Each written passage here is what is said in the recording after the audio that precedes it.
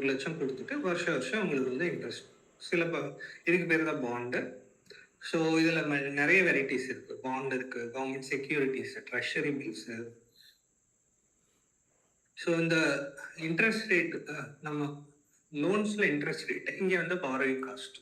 So இது பார்த்தீங்கன்னா financially strong கம்பெனிஸ்க்கு கம்மியான interest rate, government, state government, central கவர்மெண்ட்டுலாம் கம்மியான இன்ட்ரெஸ்ட் ரேட் இருக்கும்.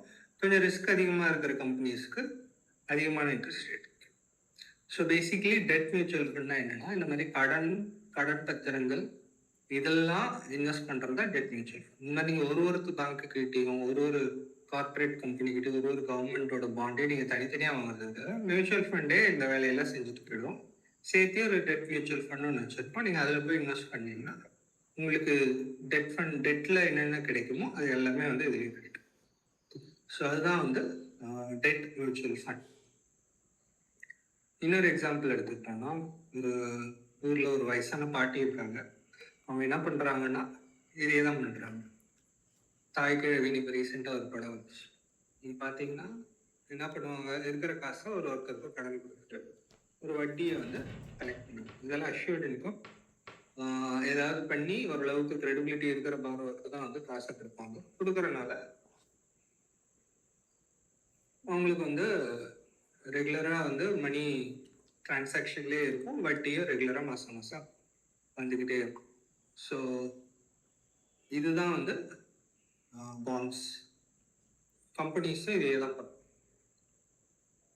ஸோ இப்போ பார்த்தீங்கன்னா இந்த மாதிரி ஒரு பாட்டி தாய் கிழவி ஃபில்டர் காஃபி குடிச்சுக்கிட்டே இந்த மாதிரி சொல்லுவாங்க, நான் வந்து என்னோட காசு இருக்க கவர்மெண்ட்டுக்கு கொடுக்குறேன், கவர்மெண்ட் வந்து எனக்கு இன்ட்ரெஸ்ட் தருது.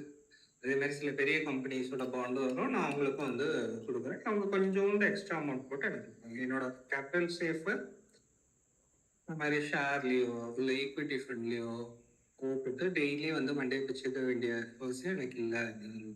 டெய்லி ஏறுது இறங்குது பார்த்து பயப்பட வேண்டிய அவசியம் இல்லை அப்படிங்கிறதுக்காக இவங்க வந்து சேஃபாக இந்த மாதிரி பண்ணுறாங்க. அதே மாதிரி சேஃபாக மற்றவங்களுக்கு கடன் கொடுக்குறது தான் பாண்ட்ஸ்.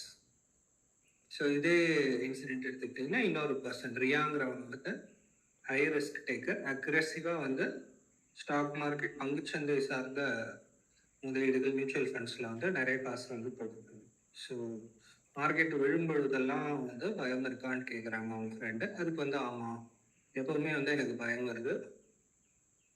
எஸ்பெஷலி நான் நெக்ஸ்ட் இயர் வந்து என்னோட சிஸ்டரோட வெட்டிங்காக காசு சேவ் பண்ணிட்டு அதெல்லாம் போயிட்டு ஈக்விட்டி மியூச்சுவல் ஃபண்டில் இன்வெஸ்ட் பண்ணிட்டு இருக்கேன். ஸோ எப்போ மார்க்கெட் விழுமோ என்ன நடக்கும்